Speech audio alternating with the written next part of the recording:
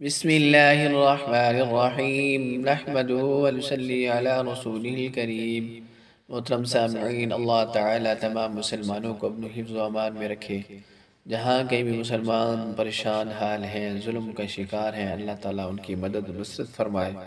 محترم سامعین، آج کی دعا قرآنی دعا ہے رزق میں برکت کے لیے، جو آج ہر بندے کا یہ مسئلہ بنا ہوا ہے۔ رزق کی پریشانی، رزق کی تنگی، چھوٹا بھی بڑا بھی ہر بندہ پریشان ہے رزق کی وجہ سے۔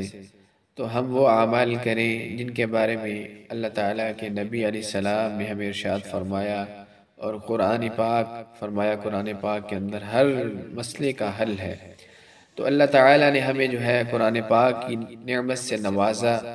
اسی میں ایک دعا ہے جو رزق کی برکت کے لیے ہے، اور جو ہے مال میں برکت ہوگی، اس کا اہتمام کریں۔ فرمایا 70 مرتبہ جو فجر کی نماز کے بعد اس دعا کو پڑھے گا تو اللہ تعالیٰ اس کے رزق میں برکت عطا فرمائیں گے۔ مجرب دعا ہے، بزرگوں سے یہ دعا ثابت ہے۔ بعض بزرگ جو ہے اس دعا کو اہتمام کے ساتھ پڑھا کرتے تھے۔ اسی طرح ہمارے پاس بھی ایک بزرگ تشریف لائے تو انہوں نے اس وظیفے کو ہمیں بتایا۔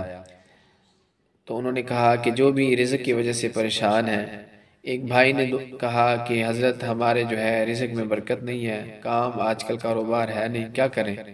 تو ان بزرگوں نے یہ وظیفہ بتایا اور میں وہاں موجود تھا، اور میں نے یہ وظیفہ نوٹ کیا اور وہی وظیفہ آپ کے ساتھ شیئر کرنے لگا ہوں۔